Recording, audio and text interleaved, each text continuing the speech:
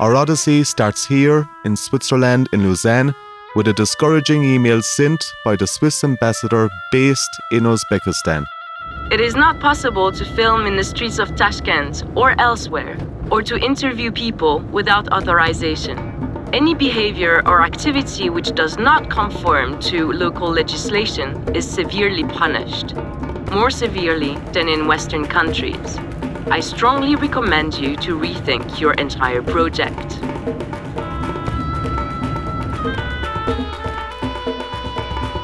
I think Biruni has many great achievements. But what he did actually impressed our lives. He made pyramid of all the world. His curiosity and wisdom were acknowledged in 1970 when his name was given to a crater on the hidden side of the moon. For many years now, I have planned this trip based on my current research.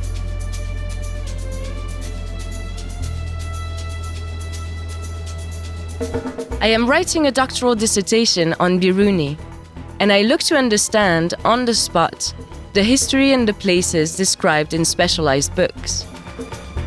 I am a filmmaker, and I am attracted to the romanticism of the image and to the mystery surrounding this figure.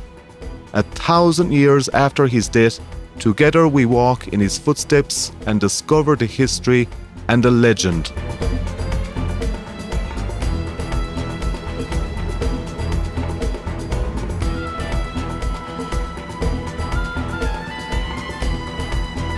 Biruni is the quill that lurks in the shadows of the invader, Mahmud of Ghazna.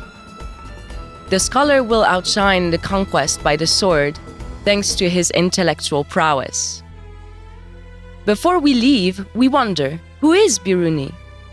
Will we be able to retrace the life of this scientist in the 3 countries that we will visit, Uzbekistan, Iran, and Pakistan? The world which he knew had changed.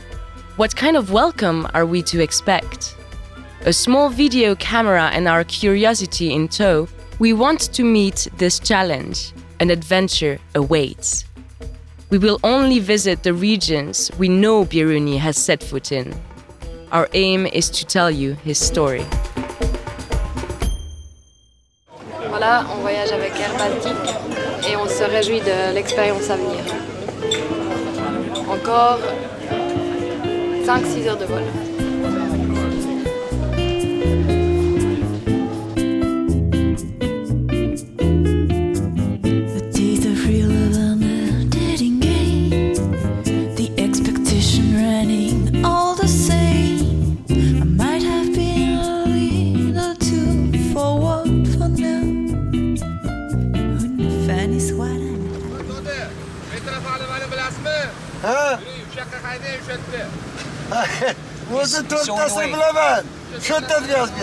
The capital of Uzbekistan is Tashkent. The population is about 30 million, for a surface 10 times greater than that of Switzerland. The official language is Uzbek. It is spoken alongside Russian and Tajik, a dialect of Persian origin. Islam is the majority religion.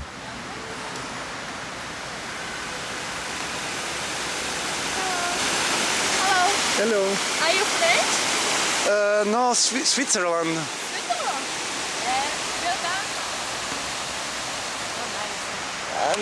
Maksud, our guide, leads us somewhere. According to him, it is an interesting place for the project.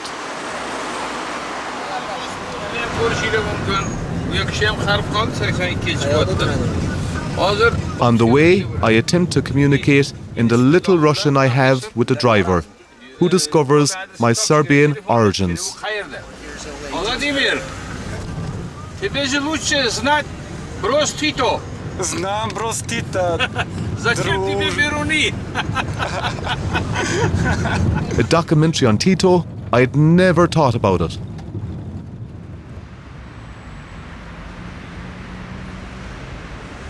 Biruni's name is engraved on the stone of the building in front of which we arrive. We are ushered inside to see Ashraf Ahmedov, aka Tito. He is not an ordinary historian. I am my basically education is mathematician. I'm mathematics. I have finished it in 1963, Tashkent Faculty of Mathematics, Tashkent University. And I studied Arabic language first time as hobby. From beginning in 1973, I am working here. Institute of Oriental Studies, Academy of Science of Uzbekistan, on name of Biruni, Abraham Biruni. How did it come your interest particularly in al-Biruni? I interested history of mathematics. He proved the theorem of spherical triangle, the theorem of sinuses. Biruni dedicated the majority of his books to mathematics and astronomy. He is the first to have regarded spherical trigonometry as a separate science. Plus, he considers geometry as the language of nature. He remarked that there rarely were 7 or 9 petals to a flower. He analysed in the same way geometrical figures inscribed in a circle with 7 or 9 sides. He then found that their angles could not be calculated with a compass and a ruler. He gets a stroke of genius, that of irrational numbers. Since it has been possible to demonstrate that the angles of a heptagon are equal to 5 pi divided by 7, a number that is unlimited after the comma. There exists no translation into a European language of his masterful work on mathematics, Al-Qanun al-Masudi. That's why Noemi had to learn Arabic.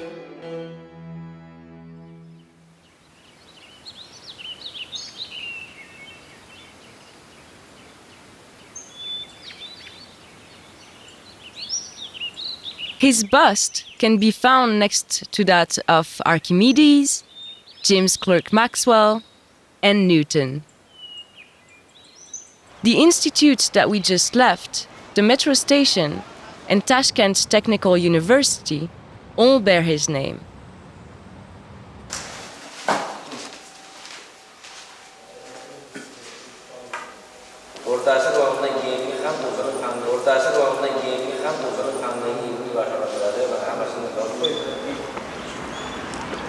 They are monumental testaments to Biruni's greatness, handed down through Uzbek collective memory. You appear to be everywhere here. The echo of your legendary presence resonates. But after all, who are you? Where were you born? And what did you pass on to us?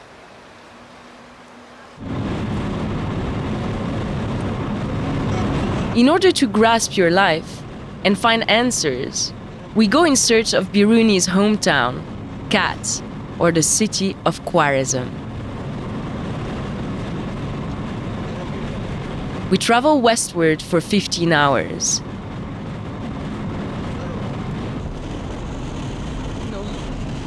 We are accompanied by Batmer, Samarboy, and the driver, Mustafa. The road goes through a desert. We cross over a vast steppe. Upon approaching our destination, vegetation flourishes again, thanks to the Amu Darya River, which flows to the Aral Sea, a few hundred kilometers away. The surrounding cities have always remained dependent upon its fluctuating course. It is, however, not possible for us to set foot on the banks of the river, due to military operations. In the treatise, مقالة في حكاية طريق أهل الهند في استخراج العمر. He dated his lifetime 362 by Hijra. Altitude 41 degree 20 minutes. It is Kat of Khwarezm.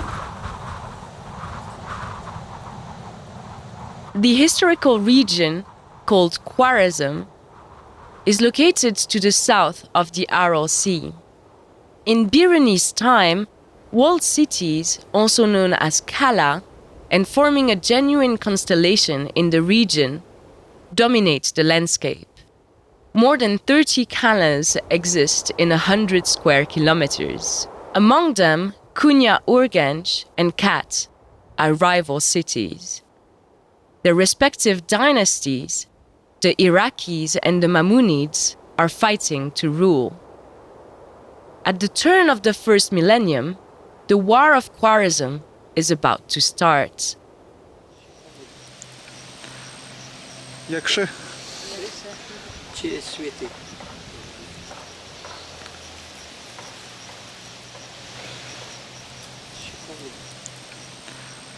Abu Reyhan Muhammed İbn Ahmed Biruni Kağıt Kalası'da 973 yılda doğulgan. Şu yerde.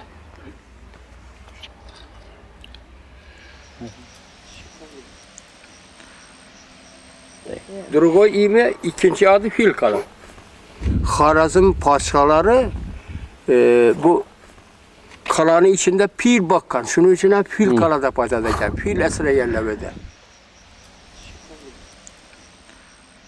These two rocks are the only remains of Kat. The closest example of what the ancient fortress must have looked like in Biruni's time is the nearby Ichan Kala. Registered as UNESCO World Heritage Site since 1990, the town, with that of Samarkand and Bukhara, is one of the rare instances to have been renovated on the model of the ancient Kalas. 37 yılda Moskvalık arkeolog Trinoshkin açkan acəvəlini. Trinoshkin, Moskovski arkeolog. Yeramızda 3. 4. əsrlərdə kurulgan acəvəl.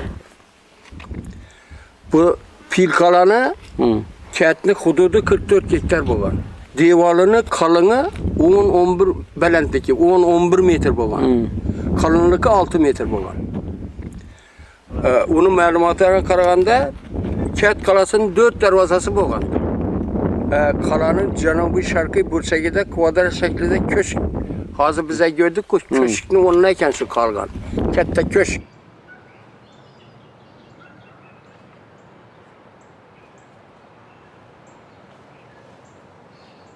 In Persian, Biruni means outsider. This name was given to the scholar, perhaps because he was born in the suburbs of Kat, or due to the fact that he was considered a foreigner. Whatever be the case, he would stay in the region up to his 25th birthday in 998. A young genius, he makes his first astronomical observations at the age of 18. We ask to the people we meet what they know about Biruni. 3 class, I know this al-Biruni because it's very great. That's granddad is in Uzbekistan. Tkwa al-Biruni. I think Biruni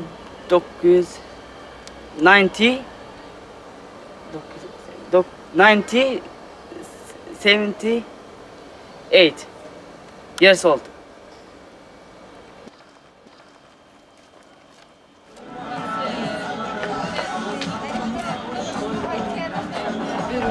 Biruni diyen oğla Biruni işte şey Biruni bak kışlak şimdi işte. Bana da tuttu. Biruni nesine büyüdü. El Biruni ki ban taraf.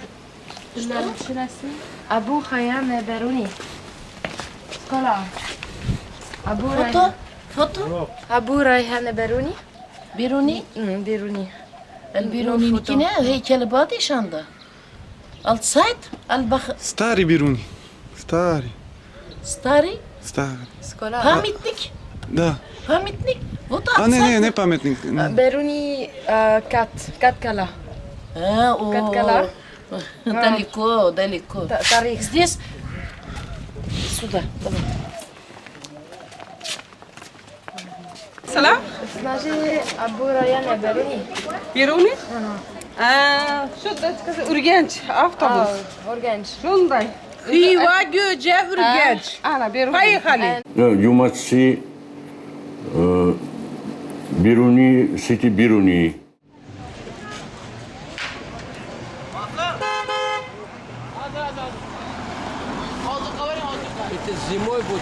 Everybody talks about it. We visit it. We find ourselves at the market in the village of Biruni. Everything is sold here, but the Uzbeks have a particular liking for watermelon. Despite the ambassador's warning, we feel welcome here.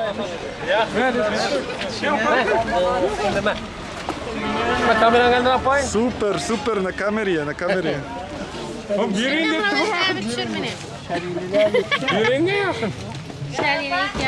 Chodź, تكون أبو ريان البيروني знаешь al-Biruni, да? Söyle bana Abu Reyhan Biruni tani samani tani man diye gepleş. Söyleşiyorum ben. Rusça'ya düşünüyorum ben. Minem düşünmeyeyim. Bir Rusça düşünüyorum. Söyleşiyorum. Biruni avrat var ıslah. Meyvelerni yakşarkenden tuttu. Ben şu neler düşünürüm yani. Nakıştır meyve çevirir. Kursatın nakıştır. Ketik. Yapmay git var. Near the market, in a wonderful park, we find his statue, a favorite spot where, as they say, the lovers of Uzbekistan go to immortalize their wedding. Uzbekistan likes to present itself as Biruni's homeland. The scholar's name, however, only stirs vague memories within the population. We wonder if this pride did not perhaps arise when the country needed to strengthen its national and cultural identity.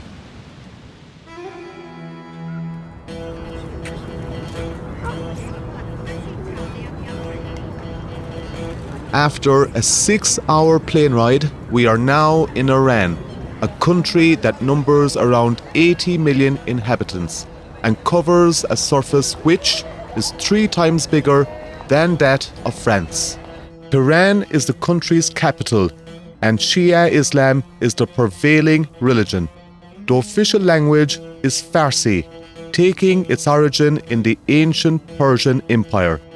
Like the language, both Iran's territory and its population have been greatly influenced by this heritage. The war has started in Khwarezm, between Kat and Kunya or Ginch, and Biruni takes shelter in Ray, near Tehran. Why choose Ray? When a city were capital, the scientists from all points of the world gathered to that point.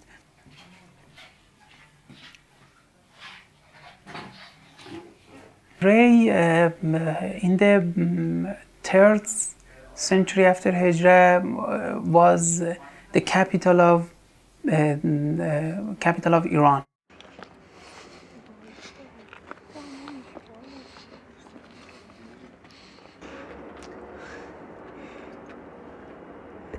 از زمان آقا محمد خان هستش که وقتی که اونا میان و در تهران مستقر میشن، در اونجا یواش یواش تهران وسعت پیدا میکنه، چون اون زمان تهران جزو ییلاق ری بوده. یعنی ری بوده سیتی و تهران بوده ویلیج. یعنی ری خیلی ثروتمند بوده. یعنی همینقدر که ثروتمند بوده، همینقدر هم علمی بوده. رسما به ویژه رصدهایی که در اینجا بوده. We believe that Biruni spent 1 year in Ray between 998 and 999.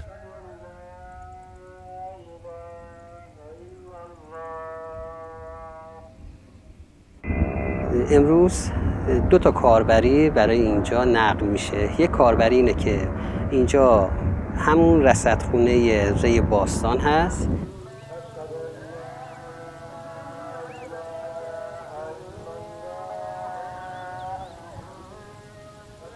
خب یک جای دیگه هم داریم. ابو ریحان بیرونی طول و عرض جغرافیایی جایی رو که رصدخونه بوده وقتی که اعلام میکنه، این طول و عرض جغرافیایی با برج امیر، با اون جایی که الان میخوایم بریم در واقع یکی هست. با اینجا جواب نمیده.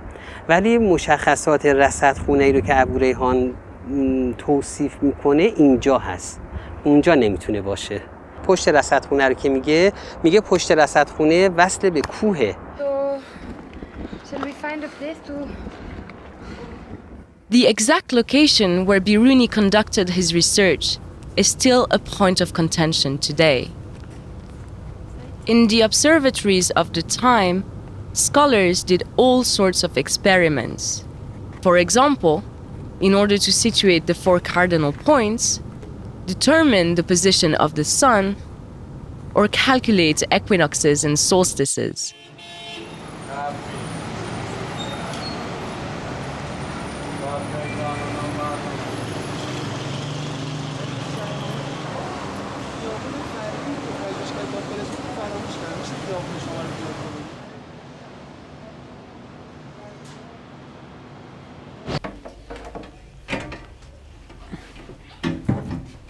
This is a kind of astrolabe entitled Zoraqi. Zoraq means a short sheep. It's like this, okay? It's attributed to Sejzi. Sejzi was alive in the time of Biruni. These are converse the method which was used in plane astrolabe. Plane here show the stars and the sky, and it rotates around Earth. But in this, the Earth is this, and the sky is traced here. Okay, it shows that the Earth rotates, but the sky is fixed. Okay, and Biruni say about it, but it's not supplied by other fact that show Sejzi or others really thinks to this special effect in this instrument. In one of his books on astrolabes, Biruni says, I saw the astrolabe called Zoraqi, created by Siji. I liked it because it is based on the idea, held by some, that the effect of the observed movements is due to the motion of the earth and not that of the sky. On my life, it is a problem which has no easy solution. Indeed, to consider that the earth or the sky is moving amounts to the same thing. Astronomical science is not affected in either case. In the 11th century, in the middle of Central Asia, Biruni seriously considered whether the earth rotated upon itself, and this several hundred years before Copernicus or Galileo. Okay. Thank you. خواهش میکنم. امیدوارم که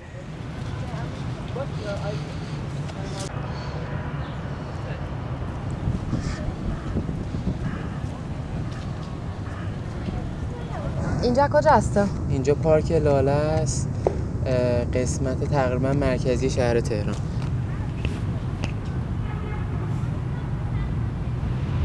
یکی از دانشمندا و فیلسوفای ایرانی بوده. ابراهیم میروری هم که تو دانشمند بود، یکی از دانشمندان بزرگ ایرانی، فیلسوف هم بود. چیز خاصی ازش نمیدونم، کتاب قانون نوشت. به چه روزی افتاد؟ این تمام این کتاب ها نوشته بیرونی است. بعد این القانون و مسعودیشه، این 3 جلد و این از این کتاب معروف آثار الباقیه است. اینم در نوع خودش، یعنی تمام کتاب های بیرونی مسترپیس شاهکاره تمام. Biruni wrote around 160 books in the course of his life.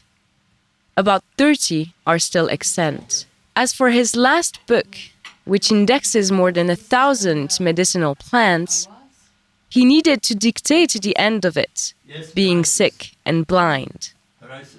It is said that the weight of his writings was comparable to that of a camel.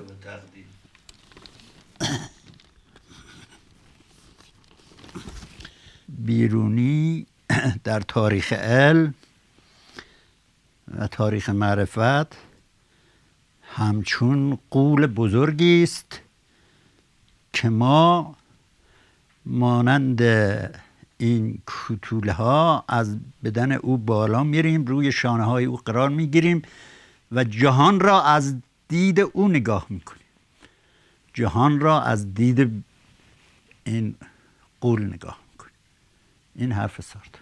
خیلی زیبا.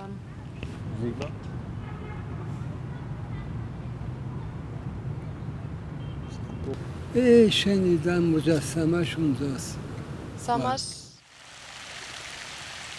Another portrayal of Biruni, but what did he really look like? Without a contemporary representation, his likeness depends upon the artist's imagination. قرن چهارم پنجم هجری قمری دیگه میلادیشو نمیدونم.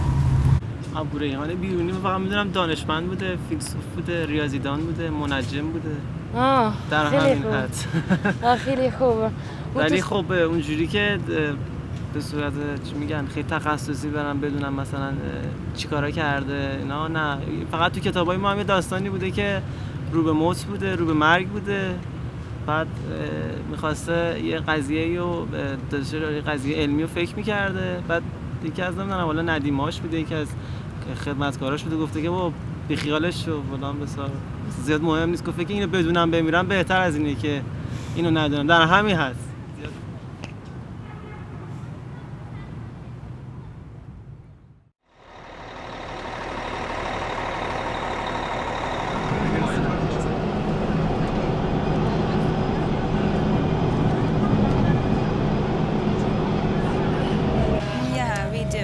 My mom is from there.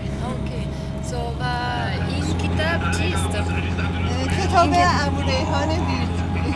اتفاقاً آقای دکتر پرویز اسکایی، دکتر اسکایی استاد من بودن تو دانشگاه. This lucky encounter leads us to a household in the heart of Iran. 3 generations of women live under the same roof. Pariza, the youngest, goes to college. Shiba, her mother, teaches philosophy. And the oldest, Fatima, full of life, is a historian. At dinner, she tells us a legend. گفت تو فقط میخوام اینو بدانم که تو از کجا فهمیدی که باران میاد، به من گفتی باران میاد بیا. گفت سگ من شب دیدم دنبال پناهگاه میگرده، آمد که تو آسیاب خوابید پناه گرفت، من فهمیدم که باران میاد. این صبح بلند میشه، هرچی کتاب داشت با خودش کتاب داشت همه را میبره تو رودخونه، اینطور همه را ورق میکنه میده رودخانه میبره. این میگه من این همه اندوخته، این همه کتاب، یعنی اندازه یه آسیابان یا یک حیوان ندانستم که شب باران میاد. برای ماها ثابت میکنه که تنها ما از طریق علم خواندن به نتیجه نمیرسیم. تجربه ها هست که ما را آگاه تر میکنه، علممون رو بیشتر باز میکنه.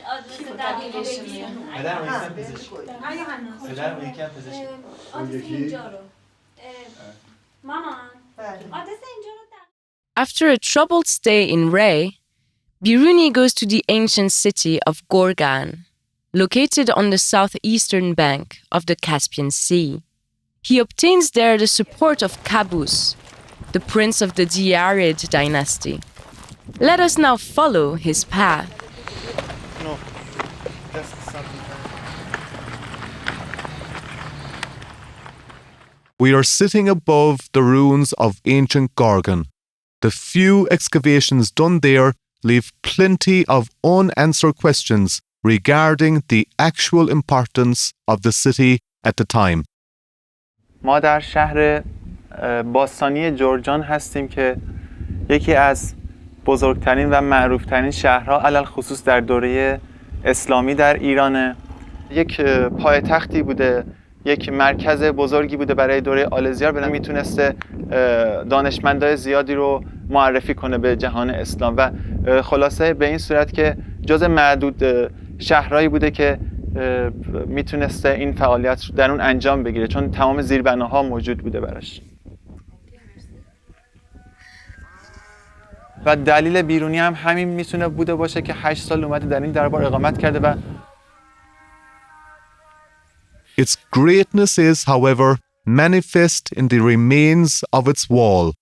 It was built more than 1,000 years before the Great Wall of China.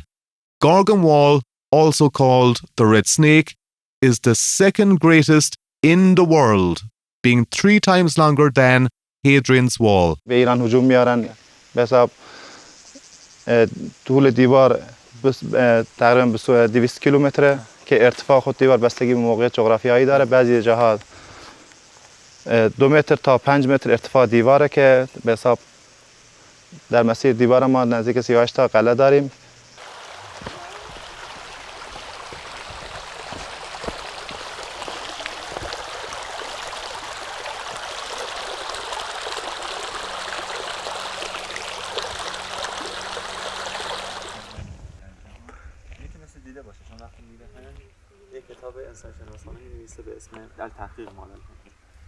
سلام علیکم. خسته نباشید. حالتون خوبه؟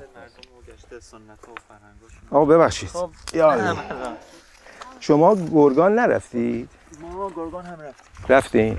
I'm writing a book. The title is Empires and Walls. So I'm looking at the stages or phases of wall building by different empires and colonial powers, and the reasons they erect the walls. So the people who are studying, they're trying to figure out why the wall has not been documented as well as the Chinese wall and the Hadrian's wall and so forth.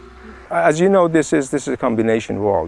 It's a hydraulic system to control the flooded areas around the Gorgon River, and also the wall. I don't have as of yet enough information to say for sure that this was a defensive wall against the northern invaders. The mystery of the wall, which is almost like a puzzle, that you have to put little pieces together, and that's what exactly I'm doing right now. Yeah, great. And I don't have the answer.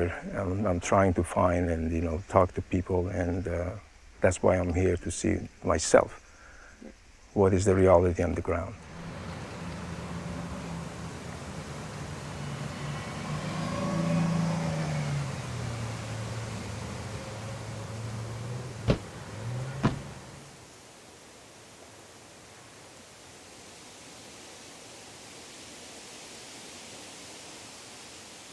که خرابه‌های این شهر خیلی بیشتر از اون چیزیه که می‌بینید. منتها شهر جدید گنبد قابوس رو بر روی این خرابه‌ها متاسفانه خیلی از قسمت‌هاشو ساختن و چیزی که الان مونده از چند هکتاری بیشتر تجاوز نمی‌کنه.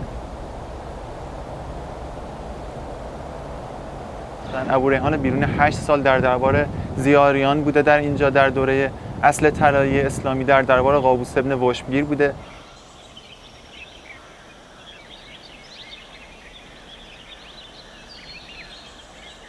والا قابوس یکی از پادشاهان سلسله آل زیار بوده که در این شهر حکومت می‌کرده. والا همونطور که در کتیبه اومده، این بنا در سال 397 هجری قمری در زمانی که ایشون زنده بودن این بنا ساخته میشه به فرمان خودش و چند سال بعد ایشون به قتل میرسه. حالا اونطوری که اومده در منابع دوره اسلامی به این صورته که ایشون در یک تابوتی از زیر سقف آویزون بودن، اما تا کنون آثاری پیدا نشده که بتونه این ادله رو ثابت کنه و ما اکنون که اگه وارد این مقبره بشیم هیچ آثاری از گور یا مقبره‌ای نمیتونیم پیدا کنیم. مهمترین ویژگیش اینه که بزرگترین برج آجری جهان هست با این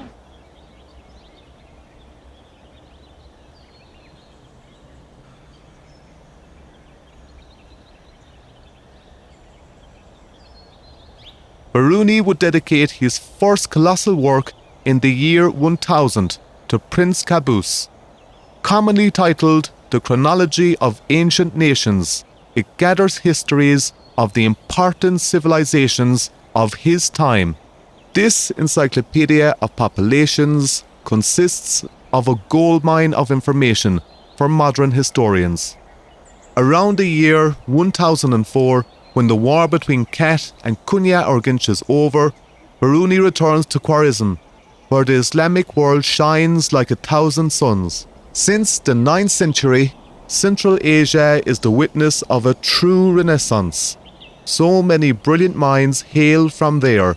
Kindi, the father of Islamic philosophy, Khwarizmi, the father of algorithm, Avicenna, who revolutionized ancient medicine, or Ferdowsi, the great poet of Persian epics.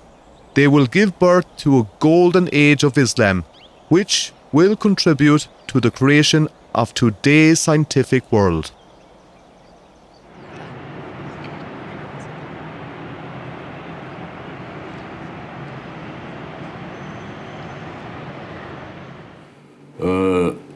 Golden ages, this was from 9th century to the end of 12th century or beginning of 13th century.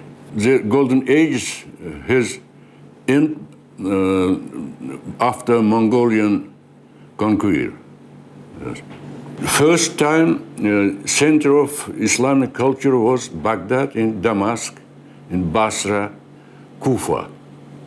After then, Islam went to Central Asia. At the time of Maimonides, the center of Khwarezm was Konya Urgench. Here we are again, in Khwarezm, in Khiva. The Maimonides, who were victorious in the Khwarezm War, established a research center in their new capital, Konya Urgench. It will come down in history as the Mamun Academy. This 1,000 years old institution still exists today. Okay, thank you. And the Mamun Academy, the original Mamun Academy is here. Yok, Konya Urgenç'te. No. Where? Konya Urgenç. Konya Urgenç. Turkmenistan, Tashavsky Oblast. После монгольской нашествия Konya Urgenç распал. Столица пришел Хиву.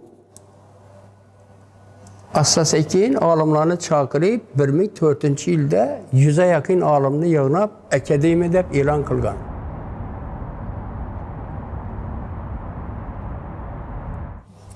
Xorazm shohni xazinasidan pul berganlar bulara.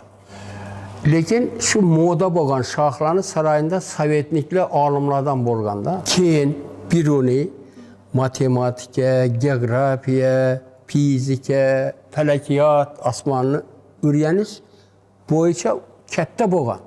O'sin 2-3 yillardan keyin akademiyani butunlay boshchiligini shunga berganlar. Shu boshqarib turgan, rahbarlik qilgan. Ta 2017-yilgacha. Birinchi bo'lib Mamun akademiyasida u bir hisobda 40 olimni, bir hisobda 400 olimni hammasini olib kelib shu akademiyada 13 yil xizmat qildirgan. Some peoples, some scientists medieval period were from Uzbekistan, as al-Khwarizmi.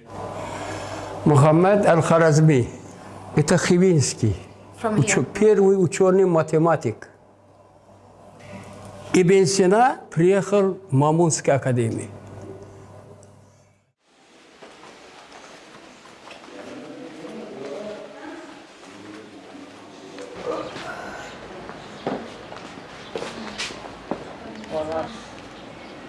Assalamu alaikum.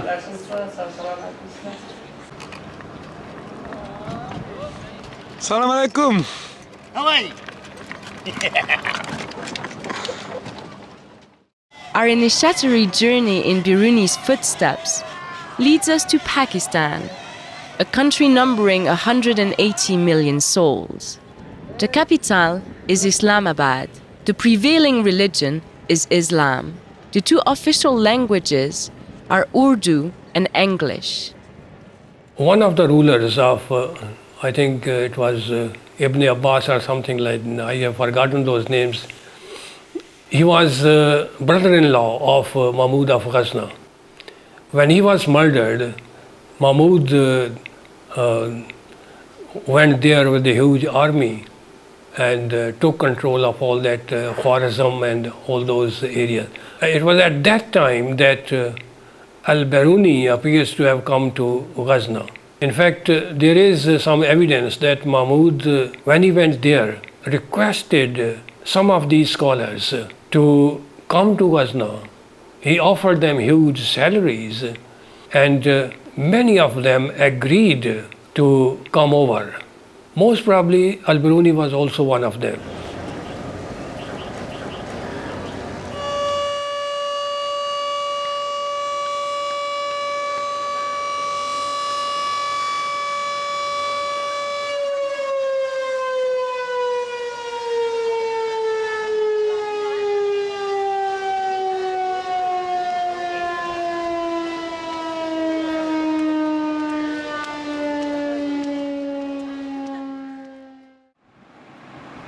Because the year we reached, it was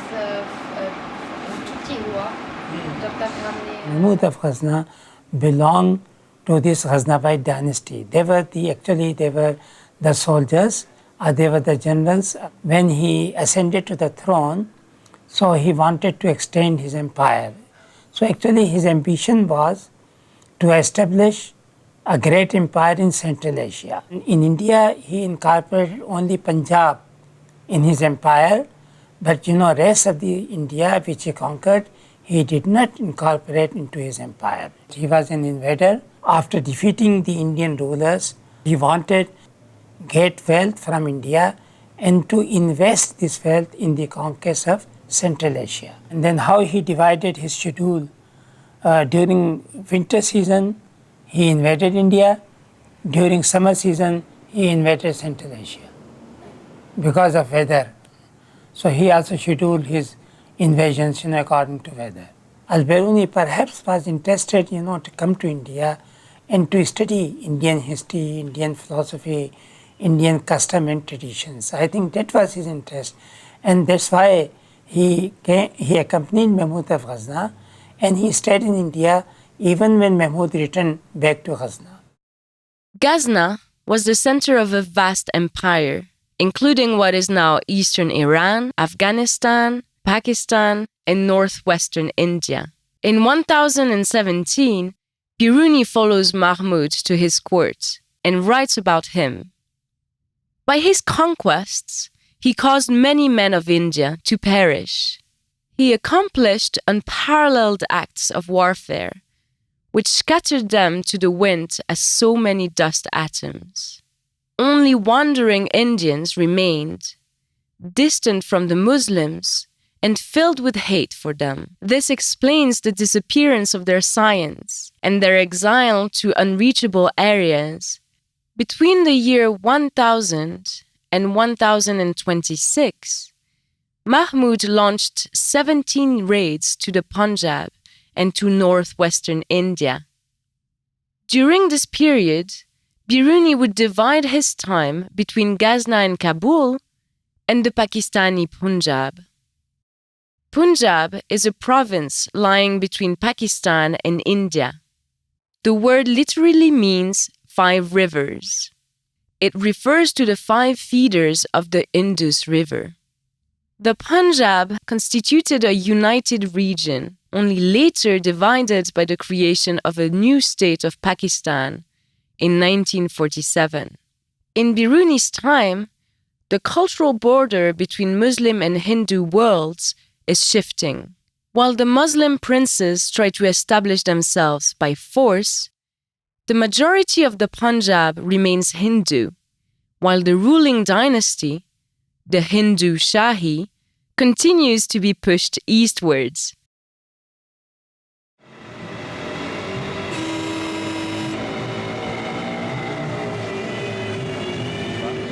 We can say at least in favor of the Hindus that they resisted his attack for 17 times. This is the longest number of attacks ever made on the territory of mainland India. Mahmud of Ghazna, it was 17 times that he has to come back again and again and again. When these Hindi Shahiyas were started being pushed from Kabul towards east, so finally after their first settlement was at Hund, what is it called, Udabandapura. The most important site was this Udbhandpur. It was the crossing point of the Indus. When you go there, you will find that there is a fort covering all around the village. The actual city, much of it has been taken away, eroded by the river Indus. And the part which exists lies buried under the present fort.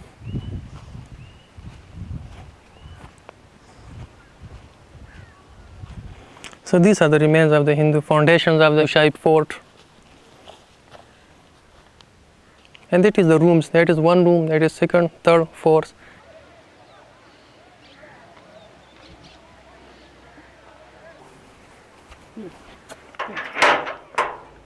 Please come.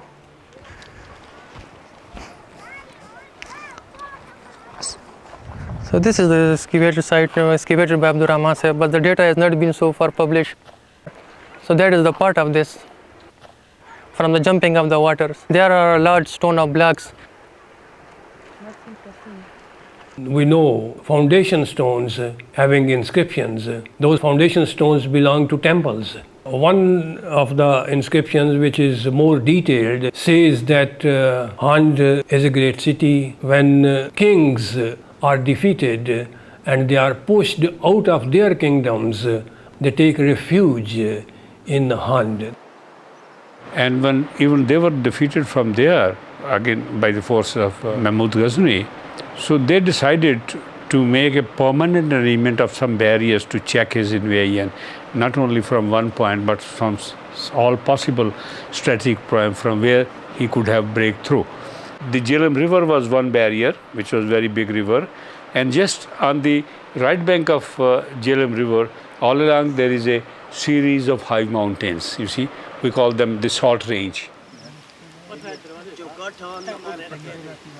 Unfortunately for the Hindu Shahis, Mahmud of Ghazna succeeded in breaching their defenses. We know that Biruni was in the Salt Range, in Fort Nandana to be more precise. There, he continues to experiment with his method to calculate the circumference of the Earth. If the Earth were a perfect sphere, Biruni's results would have been very close to reality. Mahmud's warring spirit will enable Biruni to approach the Hindu culture. This new territory, inhabited by a population with different traditions and sciences, is another opportunity for the scholar to enlarge his knowledge. Yeah, actually, that time, what we say knowledge was, still we say knowledge is power. So the Brahmins, he wanted, to monopolize the knowledge. Their whole professional income, it was based on their knowledge. So they did not like to share it, especially with foreigners. That's why, they were reluctant, to teach al-Biruni Sanskrit. They were literate people, so that's why they were not only monopolized religious rituals, but they were also bureaucrat. Biruni himself was definitely bent upon learning the life of local people and learn it through their own language, not through a secondary sources. So he might have spent, I think, most of his time with his teachers, whosoever, mostly of course Pandit. The way he learned their language, and to the extent he learned his language and then transferred them into his own Arabic language, is fantastic. That is another thing, that how he could break that barrier which the Pandit have, not to tell anything about Sanskrit language, about their religious beliefs to the non-believers and the Muslims particularly. They were especially allergic to them. So how he broke that barrier is still a mystery, you see. Biruni's book on India, Kitab al-Hind, is a masterpiece. It deals with all aspects of the society he meets.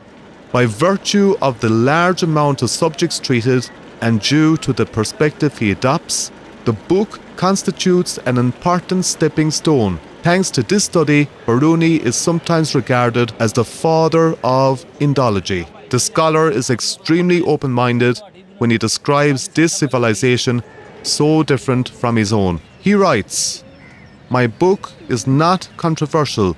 Rather, it is a simple account of historical facts in order to faithfully transmit the words of the Indian people. First, one has to understand that we, as Muslims, find the Indian nation difficult to understand. However, thanks to a better knowledge of it, the issue would become easier. The barriers which divide us have various causes. First, the language. So you said you know about al-Biruni? Yeah. So what do you know about him? Because he was a great researcher actually, and he was a great guy. I know about him what he did in Pakistan actually. I don't know about what he did in other country.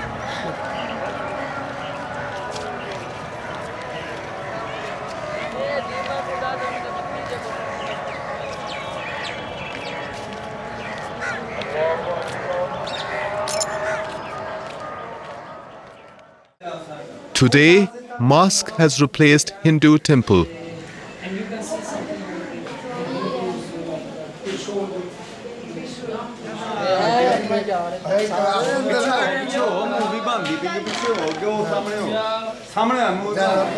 For a close observer, however, a few scattered traces of Biruni's world still remain.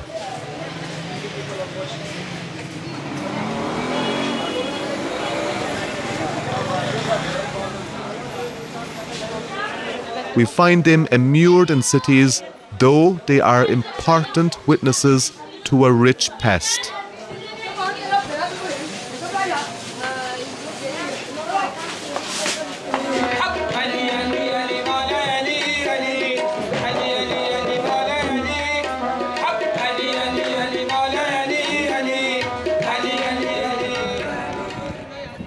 The Hindu temple in Multan, which is abandoned, is a good example of this.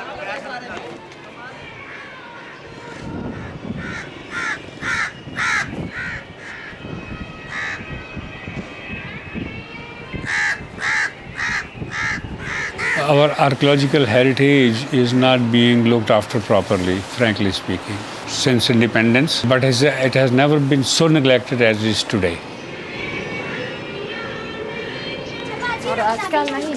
रक्षा कहीं नहीं जाता भाई, रक्षा कहीं नहीं जाता, इसकी हमारी guarantee है।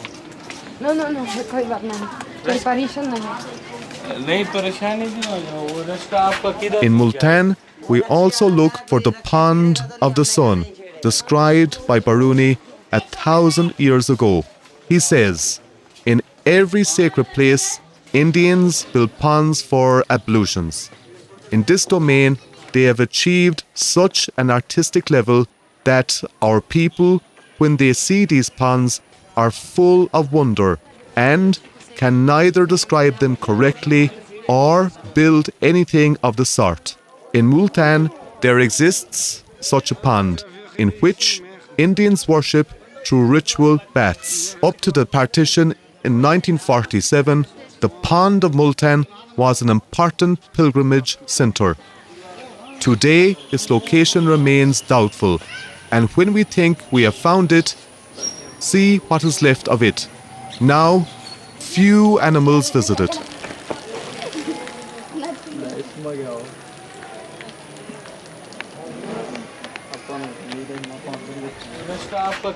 In the small streets of Multan, in the shadow of the prevailing religious traditions of Pakistan, we are led to meet a Hindu family.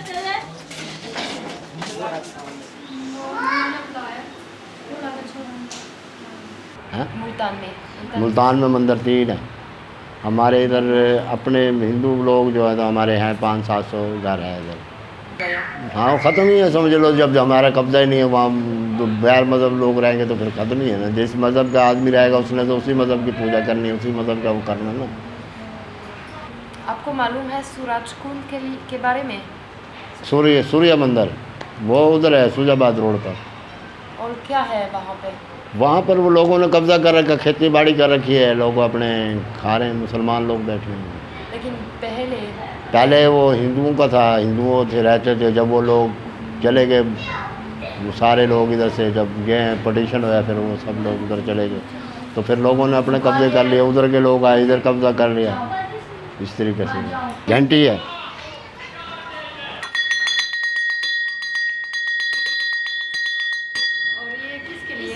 ये जो आते हैं अंदर वो अपने घंटा बजा के अंदर आते हैं।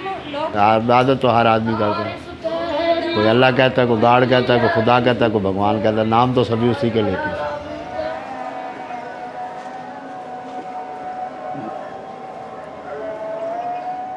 Biruni is also a philosopher, a free thinker who abandons the beaten track.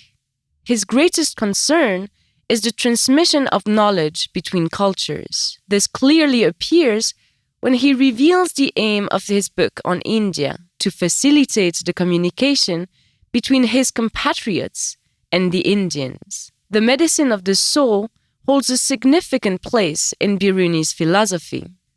When he undertakes the translation of the founding text of yoga, it is possible that he intended to offer a way of life that would permit the purification of the soul. I understand why Biruni remains unknown in the West. Documentation on him is sparse, and most of his writing are as yet unavailable to us. Being there, however, enabled me to fully live my research. I recall from him that beyond cultural and religious boundaries, it is always rewarding to attempt to understand without judging and to transmit one's insight. While the beauty of the region enabled me to capture a wealth of images and wonderful shots, my eye went beyond the camera. The cultures, the people, the places I filmed offered me so much. As for Biruni, he taught me to always surpass myself and only to set down my camera for 2 days a year. He dies in Ghazna in Afghanistan in the year 1048, age 75. He followed the Ghaznavids for the remaining 30 years of his life. Our final stop is a sacred place that books cannot teach.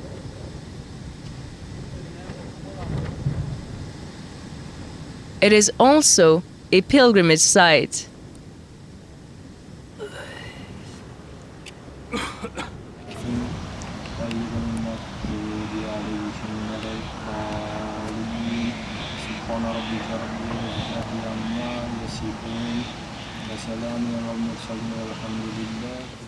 Demek Biruni 2.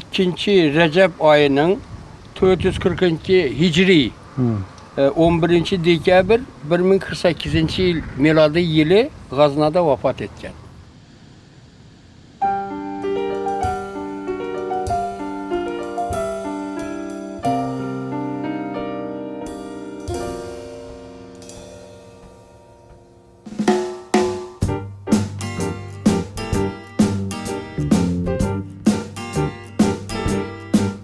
Instead of always hiding between the fall and the spring in the dim light, I find roads everywhere, signs, directions, and despair. Almost gone noticed, further north in the mist, I place a far point on the horizon. Bareheaded I advance, feet firmly on the ground for last chance. I can get to see how long have I looked for you? How long have I tried to find you?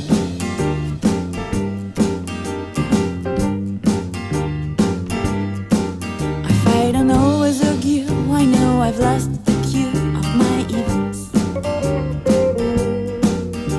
I get close to a place where I'm often mislaid in a rage.